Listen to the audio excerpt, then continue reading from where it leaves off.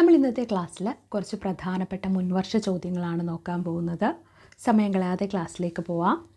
ദേശീയ പ്രസ്ഥാന കാലത്തെ പ്രധാന പത്രങ്ങളിലൊന്നായ വോയിസ് ഓഫ് ഇന്ത്യ സ്ഥാപിച്ചത് ആരാണ്? എന്താണ് ചോദ്യം?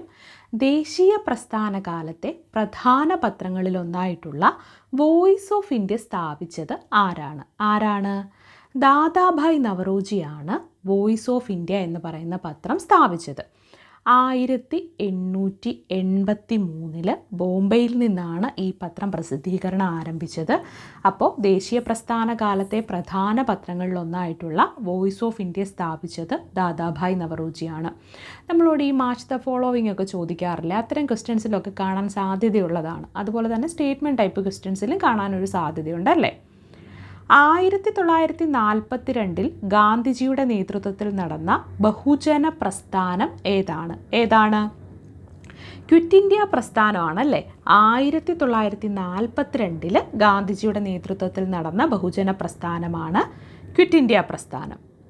ക്വിറ്റ് ഇന്ത്യ പ്രസ്ഥാനത്തെ പറ്റിയിട്ട് നോക്കുമ്പോൾ ഏറ്റവും പ്രധാനമായിട്ട് നമുക്ക് അവിടെ കാണാൻ കഴിയുന്നത് ഡു ഓർ ഡൈ അല്ലേ, പ്രവർത്തിക്കുക അല്ലെങ്കിൽ മരിക്കുക എന്നതായിരുന്നു. ഈ ക്വിറ്റ് ഇന്ത്യ പ്രസ്ഥാനവുമായിട്ട് ബന്ധപ്പെട്ട ഗാന്ധിജിയുടെ പ്രധാനപ്പെട്ടൊരു മുദ്രാവാക്യം എന്ന് പറയുന്നത് ഡു ഓർ ഡൈ ആയിരുന്നു. കേരള സിംഹം എന്ന പേരിൽ അറിയപ്പെടുന്നത് ആരാണ്? കേരള സിംഹം എന്ന പേരിൽ അറിയപ്പെടുന്നത് പഴശ്ശിരാജയാണല്ലേ. Pazhassiraja, Kerala Varma Pazhassiraja. British East India കമ്പനിയുടെ സാമ്രാജ്യത്വത്തിനെതിരെ പോരാടിയിട്ടുള്ള ഒരു ധീരദേശാഭിമാനിയായിരുന്നു പഴശ്ശിരാജ എന്ന് പറയുന്നത്. അദ്ദേഹത്തെ കേരള സിംഹം എന്ന് വിളിച്ചത് ആരാണെന്നറിയാമോ? അത് KM പണിക്കരാണ്. ആരാണ്? KM പണിക്കർ. കേരള സിംഹം എന്ന് പഴശ്ശിരാജയെ വിളിച്ചത് ആരാണെന്ന് ചോദിച്ചാൽ അത് KM പണിക്കറാണ്. കേരള സിംഹം എന്നറിയപ്പെടുന്നത് ആരാണ്?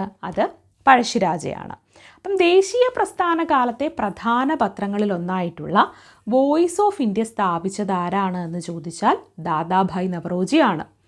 1942 ഗാന്ധിജിയുടെ നേതൃത്വത്തിൽ നടന്ന ബഹുജന പ്രസ്ഥാനമാണ് ക്വിറ്റ് ഇന്ത്യ പ്രസ്ഥാനം. അതുമായി ബന്ധപ്പെട്ട ഗാന്ധിജിയുടെ ഒരു പ്രധാനപ്പെട്ട മുദ്രാവാക്യമാണ് ഡു ഓർ ഡൈ എന്നുള്ളത് അല്ലേ. കേരള സിംഹം എന്ന പേരിൽ അറിയപ്പെടുന്നത് ആരാണ്? കേരളവർമ്മ പഴശ്ശിരാജയാണ് കേരള സിംഹം എന്ന പേരിൽ അറിയപ്പെടുന്നത്. 1930 നിയമലംഘന പ്രസ്ഥാനത്തിൻ്റെ ഭാഗമായിട്ട്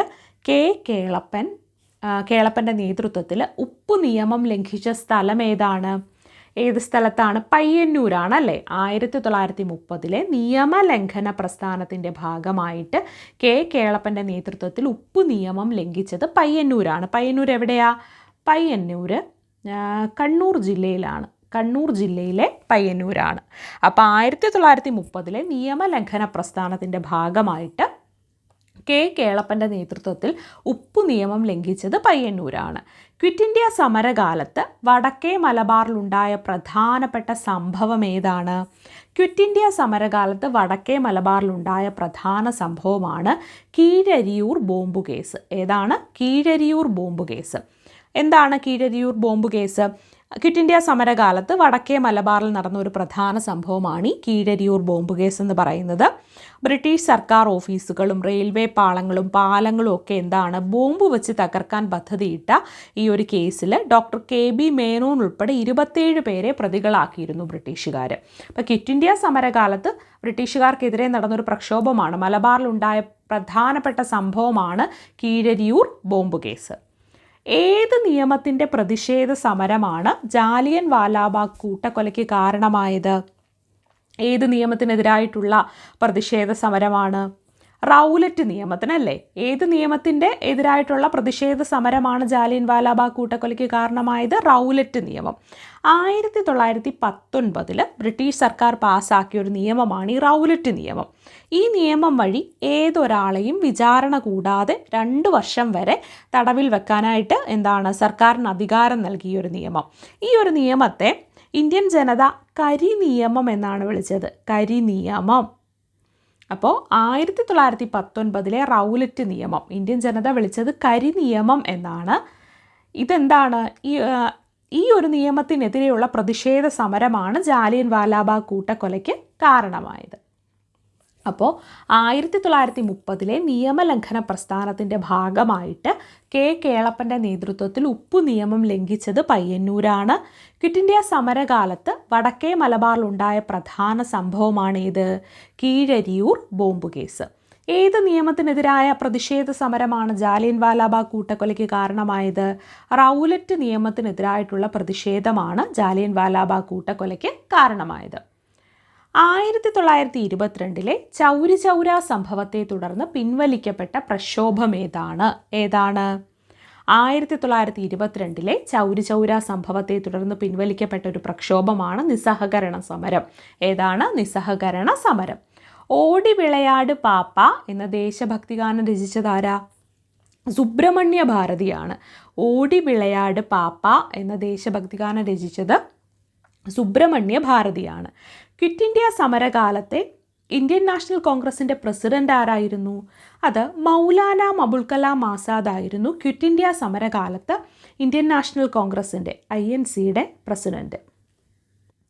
അപ്പോൾ 1922 ചൗരി ചൗര സംഭവത്തെ തുടർന്ന് പിൻവലിക്കപ്പെട്ട പ്രക്ഷോഭമാണ് നിസ്സഹകരണ സമരം. ഓടി വിളയാട് പാപ്പ എന്ന ദേശഭക്തിഗാനം രചിച്ചത് സുബ്രഹ്മണ്യ ഭാരതിയാണ്. ക്വിറ്റ് ഇന്ത്യ സമരകാലത്തെ ഇന്ത്യൻ നാഷണൽ കോൺഗ്രസിൻ്റെ പ്രസിഡന്റ് മൗലാന അബുൽ കലാം ആസാദ് ആയിരുന്നു. 1930 നിയമലംഘന പ്രസ്ഥാനത്തിൻ്റെ ഭാഗമായിട്ട് കെ കേളപ്പൻ്റെ നേതൃത്വത്തിൽ ഉപ്പു നിയമം ലംഘിച്ച സ്ഥലം ഏതാണ്? പയ്യന്നൂരാണ്. ക്വിറ്റ് ഇന്ത്യ സമരകാലത്ത് വടക്കേ മലബാറിലുണ്ടായ പ്രധാനപ്പെട്ടൊരു സംഭവമാണ് കീഴരിയൂർ ബോംബ് കേസ്. ഏത് നിയമത്തിനെതിരായ പ്രതിഷേധ സമരമാണ് ജാലിയൻ വാലാബാഗ് കൂട്ടക്കൊലയ്ക്ക് കാരണമായത്? റൗലറ്റ് നിയമത്തിനെതിരായിട്ടുള്ള പ്രതിഷേധമാണ്. ദേശീയ പ്രസ്ഥാന കാലത്തെ പ്രധാന പത്രങ്ങളിലൊന്നായിട്ടുള്ള വോയിസ് ഓഫ് ഇന്ത്യ സ്ഥാപിച്ചത് ദാദാഭായ് നവറോജിയാണ്. 1942 ഗാന്ധിജിയുടെ നേതൃത്വത്തിൽ നടന്ന ബഹുജന പ്രസ്ഥാനമാണ് ക്വിറ്റ് ഇന്ത്യ പ്രസ്ഥാനം. കേരള സിംഹം എന്ന പേരിൽ അറിയപ്പെടുന്നത് ആരാണ്? പഴശ്ശിരാജയാണ് കേരള സിംഹം എന്ന പേരിൽ അറിയപ്പെടുന്നത്.